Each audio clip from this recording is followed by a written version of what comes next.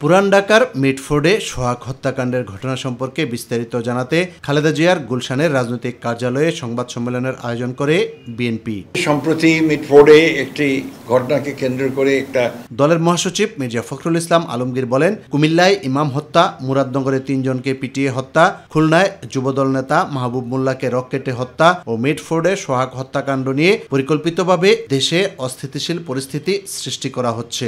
এই হত্যাকাণ্ডের ঘটনা কোনো রাজনৈতিক স্বার্থসিদ্ধির জন্য ব্যবহার হচ্ছে কিনা এবং এর মাধ্যমে আসন্ন জাতীয় নির্বাচনের পরিবেশকে বিঘ্নিত করার জন্য বিশেষ কোনো মহলের প্ররোচনায় এই ধরনের ঘটনাকে অজুহাত হিসেবে ব্যবহার করা হচ্ছে কিনা এ নিয়ে সন্দেহ করবার যথেষ্ট অবকাশ রয়েছে। তিনি বলেন, সুস্থ ধারা রাজনীতির প্রতিষ্ঠার বিপরীতে পরিকল্পিত অপপ্রচার ও অশ্লীল স্লোগানের মাধ্যমে ফ্যাসিস্ট আওয়ামী লীগের কণ্ঠস্বরের প্রতিধ্বনি শোনা যাচ্ছে। পুলিশের বক্তব্য থেকে জানা যায়, গ্রেপ্তারকৃতদের জিজ্ঞাসাবাদে এই ঘটনার সাথে সংশ্লিষ্টদের রাজনৈতিক পরিচয় সম্পর্কে কোনো তথ্য উদ্ঘাটিত হয়নি।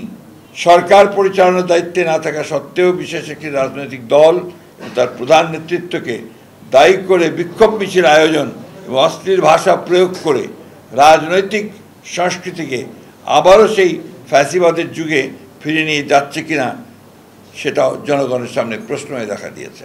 সোহাগ হত্যার মূল রহস্য উদ্ঘাটন করতে দলের পক্ষ থেকে তদন্ত কমিটি গঠন করা হয়েছে বলেও দাবি করেন বিএনপির মহাসচিব মির্জা ফখরুল ইসলাম আলমগীর। এই হত্যাকাণ্ডে সংশ্লিষ্টতা প্রমাণিত না হওয়ার পরেও যাদের নাম এসেছে তাদের মধ্যে বিএনপির সঙ্গে জড়িত যে দু একজনের নাম এসছে তাদেরকে দলীয় শৃঙ্খলা আলোকে আজীবন বহিষ্কারের মতো সর্বোচ্চ সাংগঠনিক ব্যবস্থা গ্রহণ করা হয়েছে।